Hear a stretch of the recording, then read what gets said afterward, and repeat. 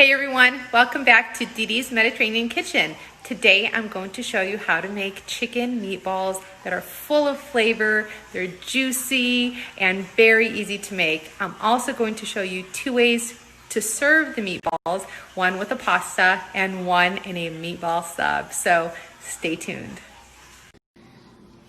All right, so let's go over the ingredients here. We have some salt, some panko breadcrumbs. I have some garlic herb butter from Trader Joe's. You don't have to have this. You can just use regular butter. I have some finely chopped onions, fresh parsley, minced garlic, some oregano, some black pepper.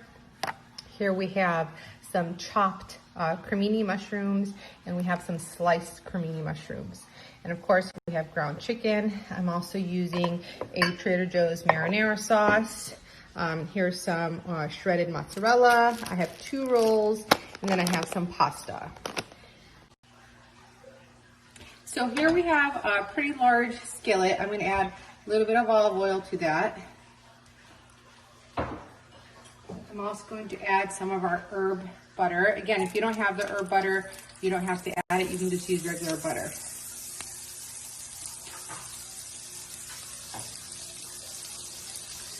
To this, swirl this around a little. To this, I'm going to add our finely chopped onions.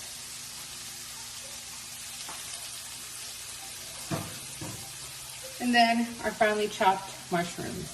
And this looks like a lot, but it's going to definitely reduce in size and release all the liquid that's in the onions and mushrooms.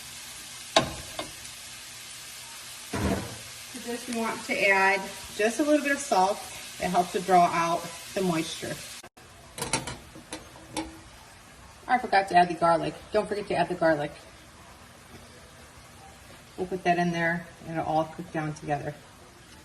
You can see the mushrooms and the onions are already beginning to reduce in size. You can see the liquid forming around there. That will all evaporate. All right, so our onions and mushrooms are done cooking. You can see they're lightly brown and definitely reduced in size. Here we have our ground chicken. Now, if you can't find ground chicken at the grocery store, you can grind it up yourself. I usually prefer white meat, and I grind it up in my food processor until it's the texture that I want. We're gonna add some salt to this. We are going to add some black pepper, our oregano. We're gonna add a little bit of parsley, not too much, just a little bit. The rest we will reserve for garnish. We're gonna add some breadcrumbs. Here I'm using panko breadcrumbs. You can use panko or you can use regular breadcrumbs, doesn't matter, whichever one you have on hand actually works fine. And then we're going to add, so here we have our chicken mixture all mixed up, and you can see that the breadcrumbs act as a binding agent since we did not use any eggs in this. I don't like using eggs in my chicken meatballs. If you want to make a ball about the size of a golf ball, here, I'm going to move this over. Here I have my pan, the same pan that I used, and I have some butter and a little bit of olive oil in there. So what we're going to do is we're going to form the chicken into golf-sized meatballs, and we have it on low heat so that they don't burn. And we're just going to continue placing the meatballs into the pan like so until they are all in there. Once we finish putting all the meatballs in there, we're going to turn them over, and I like to do it in chronological order, so I'll turn over the meatballs that I put in first. So keep track of that. So here you can see they're starting to brown, and I'm done turning them all over. And now we're going to let them cook all the way through. I'm going to cover them, turn down the heat a little, and then let them cook all the way through. So here we have our chicken meatballs. It looks like they're cooking up. You can see they're kind of brown on all the sides. You can turn them over. Now, this part you don't have to do, especially if you don't like any extra mushrooms, but I love mushrooms. So the sliced mushrooms that we had earlier, I'm just gonna add them in here, and they will cook in between the meatballs. So when we add our sauce, we'll have some mushrooms in our sauce. So I'm just gonna add those in like that, and then cover it and let it continue to cook.